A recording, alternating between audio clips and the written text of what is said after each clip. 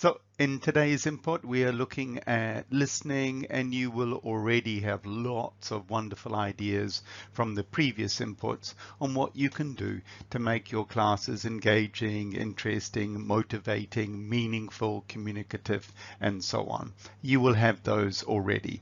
What we're going to do now is look at some of the ideas that we can use for young learners. And of course, these will be complemented by a lot of the other inputs that you've got on the course. We're then going to look at specific staging. So what can you do if you want a really detailed, very precise listening lesson, the sort of listening lesson that you put together for an exam class, for example. So you'll look through that, understand what happens in each of the stages, and that should give you the skills necessary to teach pretty much any listening lesson.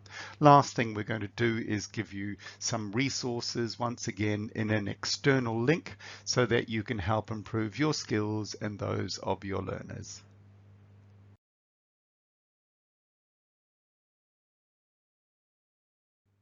We have to start with the first big question is, why should our learners bother to learn listening? And the answer to that is because they want to communicate with you. So in terms of listening skills, you are the most important person. You are the model of communication. The clearer you are in your verbal communication, the more you actually want to listen to what they say, the more they will be interested in listening to you and responding in a communicative way. So the teacher is the model of the communicative value of listening. If you are communicating openly, clearly, directly, and honestly with your learners, they feel the value in the communication. They don't think it's a form practice. They think it's all about you and understanding you, and you understanding them and wanting to talk to them. So remember that when you're teaching in the class, the most important listening is the listening that they do to you and you do to them.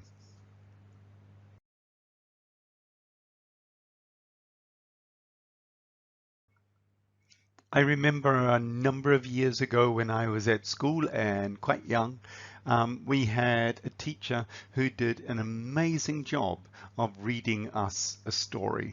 He read us The Old Man and the Sea by Ernest Hemingway, and it was really wonderful. We all listened intently to it because we could really feel the meaning of it. His voice was rich. He would pause at all the right moments. He would make it seem very, very dramatic. And we were fully engaged in that story from the beginning to the end. Now, that's what you want to do when you are reading stories out loud to your learners. You want to do things like show them the pictures so that they know a little bit more about the story. You want to read it in an expressive way. When you're doing that, they're developing knowledge of vocabulary, and assuming you read the story again and again, which is what you should do, then they're developing awareness of grammatical patterns. So there's tremendous benefit in the teacher reading stories out loud to learners. The learners will learn things like intonation patterns. They will learn things like patterns in language, patterns of expression, which will be really valuable to them later on. Because of course, in that listening, they're getting the sound, they're getting the richness of the language, and then of course later they can read it themselves and check what they need to learn more about in terms of things like the vocabulary and the meaning of the story. Listening does need to be an active skill. You want your learners engaged with whatever it is you are reading out loud to them. To keep them engaged, obviously, you've got all the suggestions that we've given to you already on how to read a story well. But what you also want to do is ask questions. Yeah, especially good place to ask a question is at the end of one page before you turn over. Yeah, and you turn it over, and who is he going to meet? What is going to happen? How will they get there? All those questions that will keep them engaged in the storytelling. And of course, when you ask those questions, they may not know the answers, but they will guess. And that's what you want, because a good reading skill is to read something and think about what might come next. And when you're thinking about what might come next, that means you have thought more about what has just come. Yeah. And those skills are skills that you can transfer into your reading when you get older for more complex texts in which you're really trying to discover meaning. Of course, songs and chants are all about listening. We make that listening easy by marrying it, if you like, to some form of action. So you can do head, shoulders, knees and toes, head, shoulders, knees and toes, and eyes and ears and mouth and nose, head, shoulders, knees and toes. Or listening. And it's listening with extra color, extra dimension, and that's what you want. You want your young learners to feel that there's benefit in listening and knowing the words when they're doing actions to a song. You also want to have lots of little things like you say, I'm going to read that story again, and when you hear the crocodile, I want you to clap. When you hear the boy's name, I want you to jump. And when you hear the father's name, I want you to stand up. Yeah. So you're getting them to listen to the story and perform a physical action which proves that they are processing the story. A really important thing to do. The other little thing you can do is in the story you can say, okay, when the crocodile is sad, please look sad. When the crocodile is angry, please look angry, and so on. So you're doing that to get your learners fully engaged in the story. You can also do things like in the story, when the crocodile runs, I want you to run. Yeah. When the boy sits down, I want you to sit down. So you're getting them to listen and have a corresponding response to what they hear.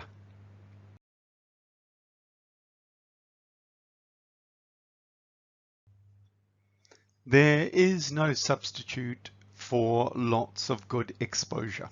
So when you've got learners that are listening to lots of audiobooks, for example, or listening in video games or on TV or anything like that, they're getting a lot of really good data for what language sounds like. And that's so important. You know already from our discussions on phonics that learners really need to know the sound of language before they can start learning to use it. So lots and lots of input, and it can be anything. There's lots of good apps out there that involve listening. There might be some TV channels that they can watch, but basically what you're trying to do here is not create difficult things. Yeah. What you're trying to do is create extensive listening. So things that are easy, things that the kids are interested in, and things that they can do a lot of. Now you want that because what kids do when they have that exposure is they automatically copy that language. And that's just great. I remember a couple of years back talking with a guy whose daughter was listening to BBC programs. Yeah. Now, he was not from the UK. Yeah. And his wife was not from the UK. But the daughter had watched all these programs on BBC, and then she started speaking like she was from the UK. And he was amazed. He hadn't taught her to do that, but simply by being interested in all the wonderful stuff that you can get, and we've mentioned that on the Cambridge links and CBBS and others. But If you give kids an opportunity to listen to good quality language, then you're going to have a big influence on how they eventually speak.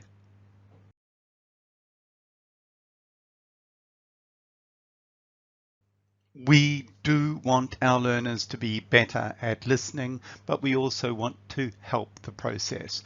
We want to make it a little bit easier for them in the sense that they don't have to work too hard to understand us.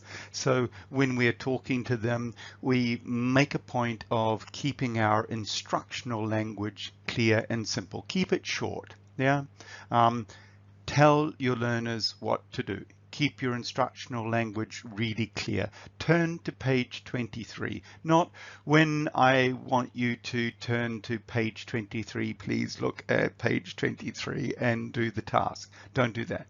Turn to page 23. Keep your instructional language clear and simple.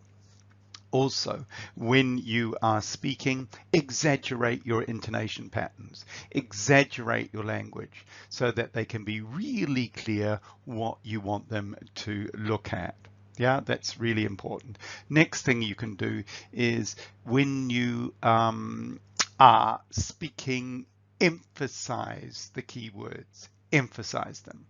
Don't emphasize the keywords, emphasize them so that you're aiding their listening process, which is attention to keywords.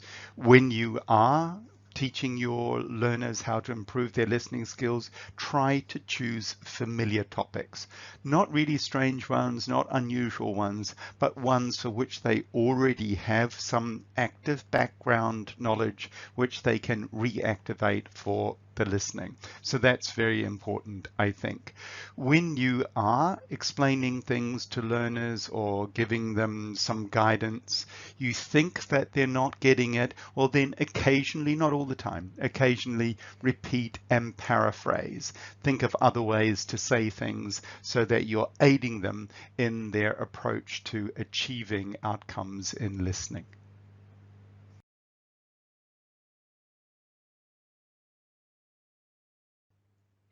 We know already that when it comes to any particular task, creating motivation is important, and listening is no different. So you want your learners to be interested in the topic. You want them to be ready for the topic. So you've activated their ideas and perhaps some of the vocabulary related to the topic. So when they listen to it, they can experience some success by already knowing some of the language that they're going to listen to. So you set some little tasks, and they could be anything really, but you could, for example, have a picture or pictures or headings and get the learners to discuss what they think they are about. That would be a very good thing to do. What you could also do is give them opportunities to discuss around the topic. So if the topic is the environment, then you could say, let's have a discussion about what you think you can do to help the environment. Yeah, so a general discussion around the topic. Third thing you could do is you could activate vocabulary. So you could give them a number of words and say, what do you think these words have in common? If these words are together, what sort of story can you make? So that's really engaging them in anything that could happen in the listening. And then, of course, after that, what you could do, or what you might do as an alternative, if you like, is give them a short story that engages their interest before they start doing the listening.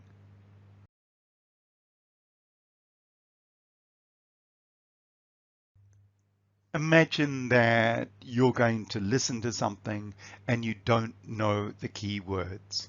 How difficult is that? Very. Yeah. The best solution is, of course, that your learners know the keywords before they do the listening.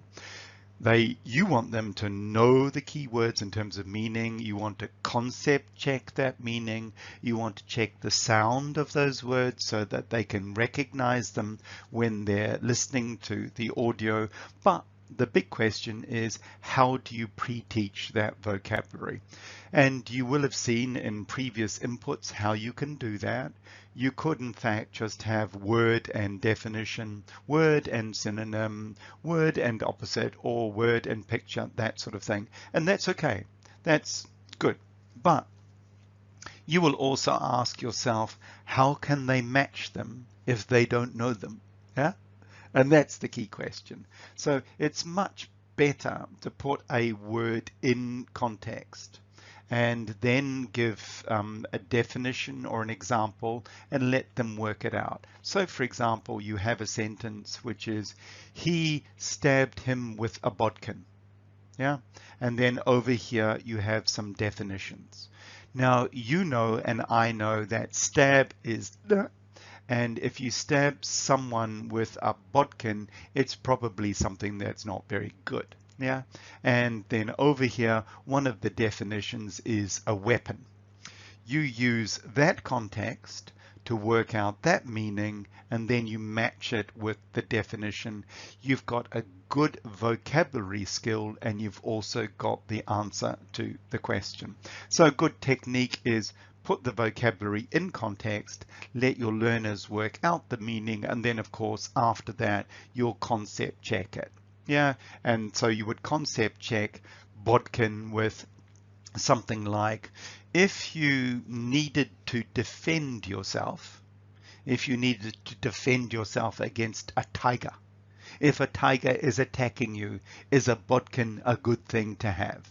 And if they say yes, then you know that they've got the concept of bodkin. And of course, you can do that in many other ways, but essentially what you're looking for at this point is that your learners know the sound and the meaning of the key vocabulary so that they can complete the listening tasks.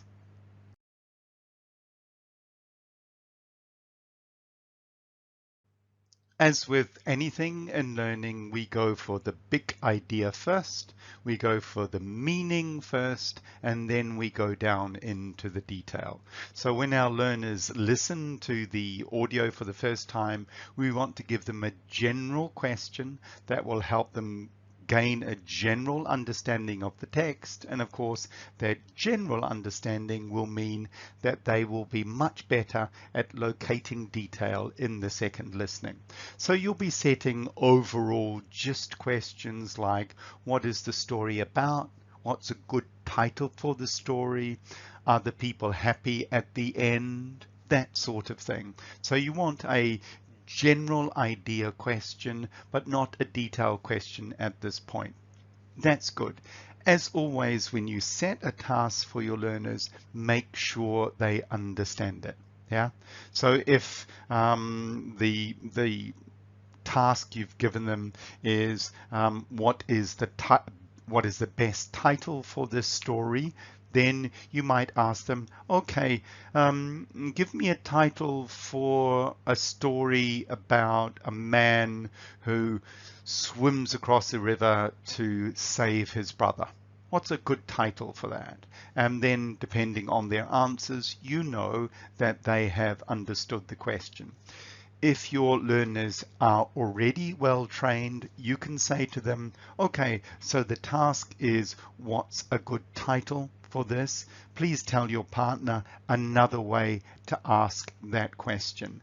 That way you know that when they're listening and responding to the question that you want them to ask and not some other question that they're unsure of.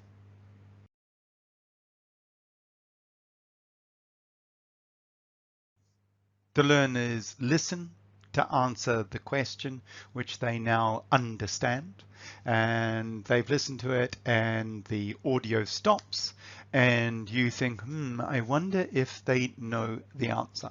Of course, what you do at that point is you say to them, please compare your answer with your partner. You do this because you know that means that they're going to process the question and the answer better. They're going to be more intelligent in their responses. They're going to improve their language acquisition. You're going to get a much better response to the task because they have discussed it. You will also monitor, you will walk around and listen to see what it is they have understood or not understood before you move to the next part of the listening.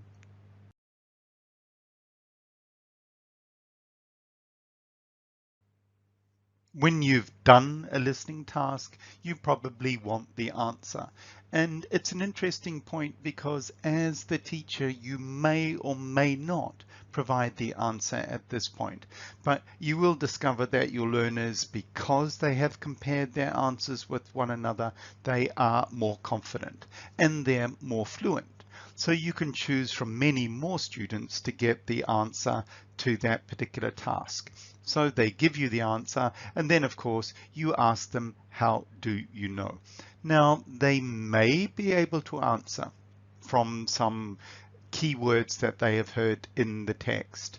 And that's very good if they can. If they can't, then don't leap into explaining why it is right or wrong. Wait, because they can listen again. And then, of course, at the end of the listening, they've got an opportunity to double check or triple check their answer in the transcript.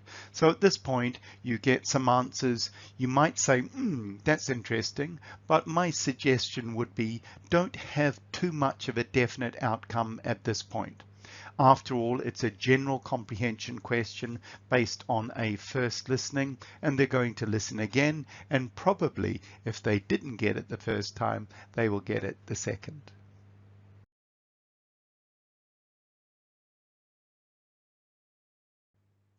One of the things we ignore as teachers of language learners is that the language model that they're getting may not be accurate. And I'm not talking about ours, I'm talking about what they actually hear. So when you're doing a listening, make sure you take an opportunity before you move on to detail to play a little bit of the audio and get them to do things like word counts. How many words do they actually hear? You will, of course, be as surprised as I was the first time I did this to discover that learners were missing very significant words. Some of them would be missing 4 words in a group of 11. So play a little bit of the audio, ask them how many words they hear, and use that to raise their awareness of what they're not hearing. So are they not hearing auxiliary verbs? Are they not hearing determiners? What can you do? Are they not hearing pronouns? What can you do to raise their awareness so that when it comes to the detailed listening, they're going to get the answers more readily and more correctly? So you can do word counts. You can do things like, I'm going to play it 4 times, write down the words that you hear so that you can check that, and that will help you identify with them and for them what kinds of words they're not getting. So at that point you can do that. You can extend it further if you like, so you could perhaps get them to listen to it and repeat it and try and copy the voice.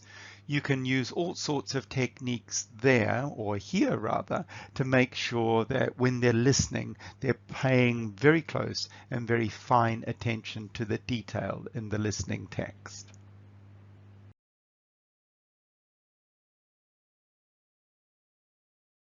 Now this part will look familiar to you. Yes, you know that your learners will have questions to answer when they're listening to the audio.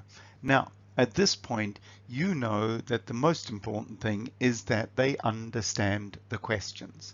So you will set them a task, which is tell your partner another way to ask the question. When they do that, you know that they've processed the meaning. If needs be, you can walk around and check that they're focused on the meaning, and then they do the task.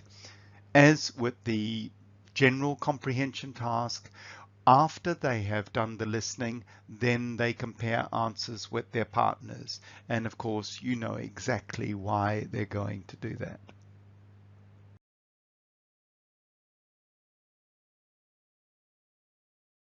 So the learners have compared their answers, and then quite reasonably they want completion. Now you have walked around and you have monitored as they have been comparing answers, and you reach a conclusion. And the conclusion is yes, almost all of them have got the answers, or only some of them have got the answers, or something like that.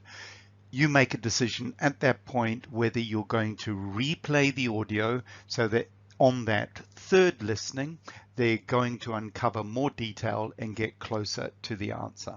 If you make the decision that you don't need to replay it, well, then you go into nominating a student and saying, what have you got and how do you know? Yeah. Now, at that point, you're also going, but how do they provide the answer if it is from an audio? Now, at this point, what you can do, and I think it's a really, really good thing to do, is give them the transcript. So you've checked what they think the answers are. So you've had feedback from the whole class. Then you say to them, okay, here's the transcript, or the transcript is wherever it is. Look through the transcript and see what you think the answers are now. Once they've done that, then you can repeat the question, how do you know?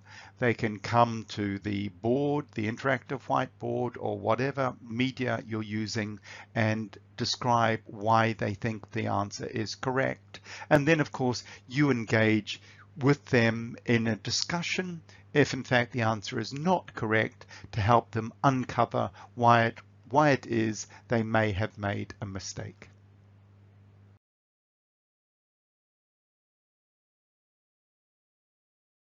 Your learners have listened to the audio 2 or 3 times, so they've really got it. They've got the overall meaning, they've got the detail, they've read the transcript. So there's a lot there. Now we search for some of the communicative value in what they have listened to. Certainly they have communicated with one another in terms of the answers to the question, but now let's look at how they can have a personal response to the story or the text.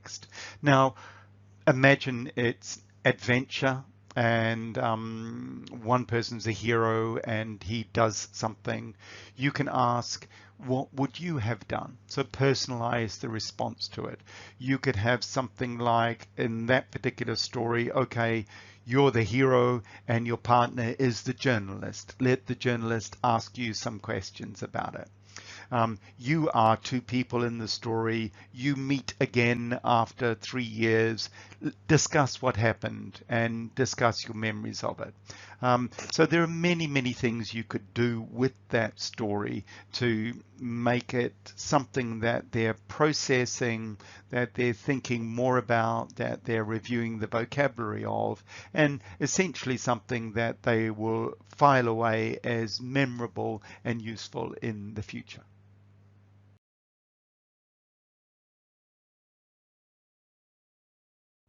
What other wonderful things can you do with that transcript? Well, there's many. Your learners can go through the transcript and make new questions for their partners if they wish. They can use the VQL, the vocabulary question list, to explore and extend their awareness of vocabulary. They could do things like create gap fills from sentences in the transcript for their partners. They can do a really fascinating thing which is called translate and retranslate, in which perhaps you can give them a part of the text and they translate it into Chinese.